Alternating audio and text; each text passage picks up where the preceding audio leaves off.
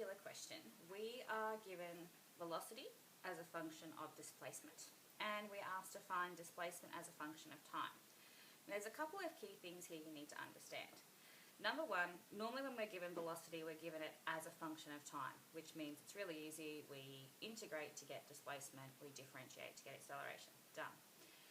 In this one, we're given velocity as a function of displacement, so it's not just a simple rate of change relationship. We actually have to do some rearranging first. And if we want x as a function of t, at the moment we don't even have a t in our equation. So we need to work around that as well. To start with, the first key understanding is that velocity is a rate of change of time, or rate of change of displacement with respect to time, I should say. So we can rewrite that as its rate of change relationship. So we get something that looks like that.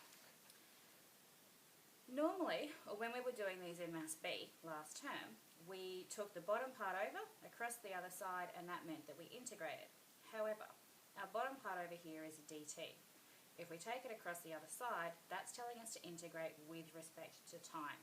We don't have a time variable. So our next step is we're actually going to flip both sides of our equation. So it's going to become dt over dx equals x plus 2, because we don't need the over 1 part. Now, when we bring this dx across the other side and it tells us to integrate, we're integrating with respect to x. It also gives us our magic t.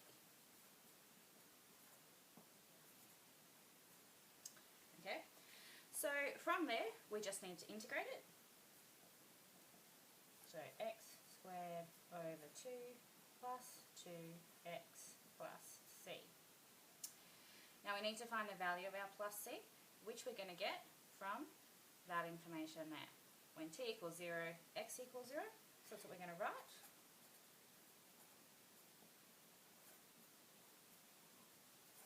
Now if you think about it logically, t is 0 and x is 0. So that term there is 0, that term there is 0, that term there is 0. If that and that are all 0, then c must be 0 as well. So rather than actually showing the mathematical calculation, you can just write, therefore, c equals 0 at the end. Because it's a fairly obvious one. So then we would rewrite our rule for t. Now, we haven't answered the question because we were asked to find x as a function of t. That means this needs to be written as x equals, and we would have t's across the other side. Ours is in reverse. So we have to try and rearrange it.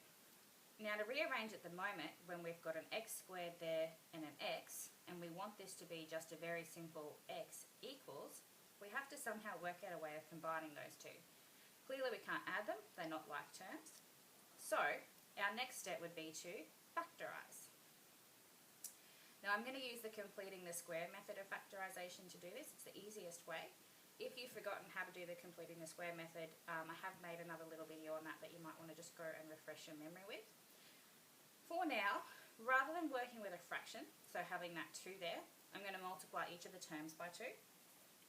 So make that 2t, just a straight x squared, and then a 4x there. So that makes it easy when we're working with whole numbers.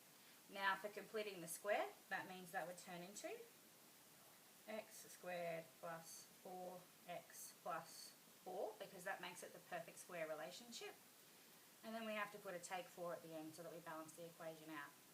So that whole part there that I've got in brackets is equal to x plus 2 squared.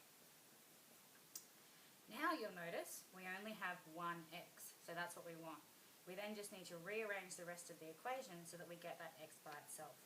So it would be 2t plus 4. Then we would take the square root.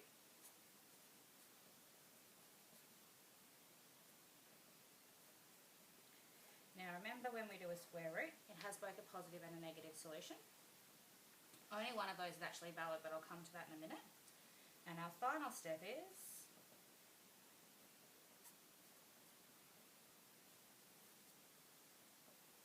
the take 2 on the other side. Now the last bit of information we need to work out involves that. x must be greater than or equal to negative 2. If we come back down to our equation for x, we've got something minus 2 equals x. So logically, this something here has to be positive. If it's a negative and we take another 2 away from it, we're going to be breaking this rule up here that we were given. So we can actually say that then the negative version of that square root doesn't exist, and simply write it as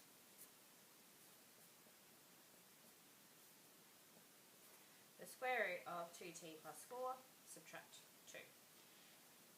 Now the other two parts to that worked example are fairly easy for you to follow if you just have a look at the textbook. This is really the only one that had any major differences from what you have done so far.